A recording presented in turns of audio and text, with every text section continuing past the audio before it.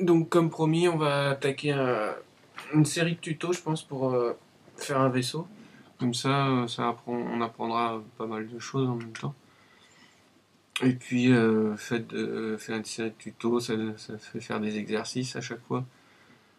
Et puis c'est un peu plus court dans le temps, séparé, hein, comme ça, tout le monde sera content. Donc logiquement, on va pas tout de suite regarder les pré-réglages, etc. de rendu. Moi je vais mettre les miens par habitude, donc IPS 25 par seconde, images par seconde. Enfin bon, je vais tout de suite moi faire mon réglage de rendu. Ça je ne vous montre pas comment on fait parce que je suppose que vous savez déjà comment faire. Si vous ne savez pas, bah, vous me demanderez et je ferai un tuto là-dessus. Et puis voilà.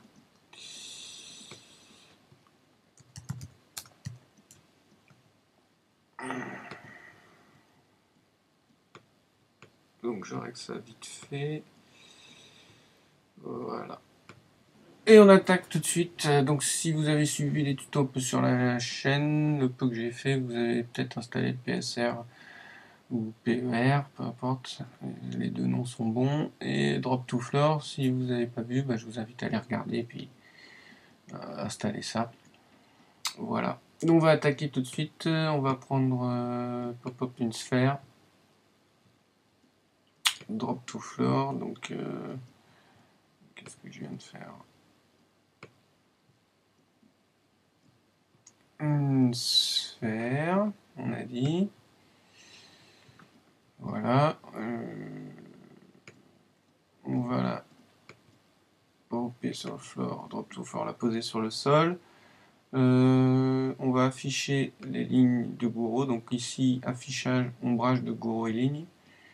Et on va changer notre sphère qui est en standard, en type standard, en hexaèdre. Voilà. Ensuite, on va éditer cette sphère en appuyant ici ou C sur votre clavier. On va venir ici prendre l'outil de mise à l'échelle et on va l'aplatir un peu notre sphère. On va l'agrandir aussi un petit peu, voilà. Donc en cliquant ici dans le monde, dans l'espace vide et en tirant, j'agrandis uniformément. Ici je vais juste aplatir. Voilà. Donc ça c'est pas mal, mais je voudrais qu'il y ait une forme un peu plus en goutte d'eau. Comment on pourrait faire ça? On pourrait faire ça avec ici, on va prendre une incurvation, voilà.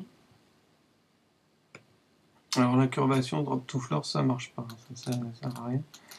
Donc on va venir nous-mêmes positionner en s'aidant de la vue de côté. On va venir bien entourer notre sphère. Donc, on règle nos dimensions ici, on sélectionne l'incurvation, on règle notre dimension ici. Donc là on va pouvoir par contre rétrécir un petit peu. Voilà. Et ici on va agrandir. Voilà. Même encore diminuer ici. Voilà. Donc là ça me paraît bien. Voilà. Donc on a entouré notre sphère d'une incurvation. On va revenir sur notre vue principale et on va mettre l'incurvation en enfant de la sphère. Voilà. Et ensuite en sélectionnant l'incurvation, ici avec l'intensité de l'angle, on va pouvoir jouer. Donc ça c'est pas mal. On peut jouer sur l'intensité de l'angle, on peut jouer sur l'angle aussi. Moi si je veux que ce soit plus par là en l'occurrence. Enfin bon. On va. Excusez-moi. On va jouer sur l'angle ici, voilà, on va laisser ça comme ça, c'est pas mal, 24 degrés, c'est pas mal. Allez, on va mettre 25 pour faire un... Non, 24 c'est bien. 24 degrés, on va laisser ça comme ça. Et pour que ce soit plus simple, on va prendre la sphère, on va tout sélectionner et on fait clic droit, convertir en objet. Donc il nous a converti ceci en un objet unique ici, sans l'incurvation. Donc maintenant, bah, ça on peut faire supprimer. Donc vous faites édition, supprimer. Voilà. Et on garde un seul objet qui est toujours éditable. Donc on va pouvoir aller sur ici l'outil de mise à l'échelle. Et on va pouvoir jouer un peu avec la mise à l'échelle. On va l'agrandir un peu dans ce sens-là. On va l'agrandir un peu dans ce sens-là. Voilà, ça nous donne une bonne capsule. Je trouve. On va même un peu l'agrandir comme ça. Voilà.